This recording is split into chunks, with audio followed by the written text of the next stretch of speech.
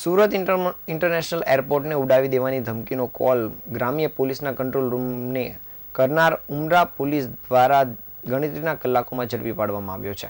આરોપી બારડોલીનો રહેવાસી છે અને તેને કોઈ કારણો વગર જ આવો કોલ કર્યો હોવાનું સામે આવ્યું છે. આરોપીની માનસિક પરિસ્થિતિ સ્ટેબલ નથી, તેથી આરોપીનું મેડિકલ ચેકઅપ પણ પોલીસ દ્વારા કરવામાં આવી રહ્યું છે.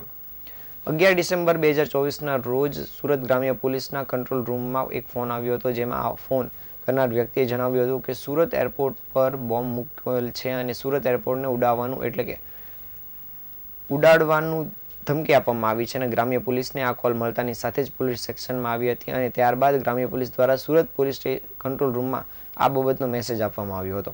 એરપોર્ટ પર બોમ્બ મૂકવામાં આવ્યો હોવાની માહિતી મળતા જ સુરતની એસઓજીની સહિતની ટીમો ઘટનાસ્થળ પર દોડી આવી હતી અને એરપોર્ટનું સઘન ચેકિંગ કરવામાં આવ્યું હતું. આ ઉપરાંત એરપોર્ટ પર અંદર આવતી તમામ કારોની તપાસ પણ કરવામાં આવી હતી, તેમજ બોમ્બ સ્ક્વોડ અને ડોગ સ્ક્વોડની ટીમની પણ મદદ લેવામાં આવી હતી. તપાસ દરમિયાન એરપોર્ટ પર કોઈપણ પ્રકારના બોમ્બ મળી આવ્યો ન હતો.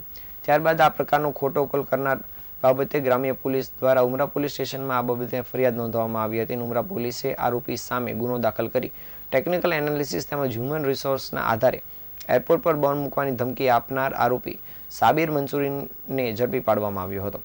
બારડોલી ખાતે રહેતા આરોપીને ઝડપી પાડી તેની પૂછપરછ કરવામાં આવતા તે પોતાની પત્ની સાથે બારડોલીમાં રહે છે અને ગાદલામાં સિલાઈ કરવાનું કામ કરે છે.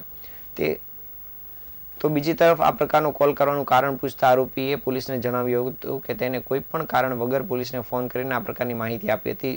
તો બીજી તરફ પોતાની બોડી લેંગ્વેજ પરથી જ પોલીસને શંકા હતી કે આરોપી માનસિક બીમાર હોઈ શકે છે, જેથી કરીને પોલીસે સાબિર મંસૂરીની હોસ્પિટલમાં તપાસ કરાવી રહી છે. હાલ પોલીસે આ સમગ્ર મામલે આગળની કામગીરી પણ શરૂ કરી દીધી છે.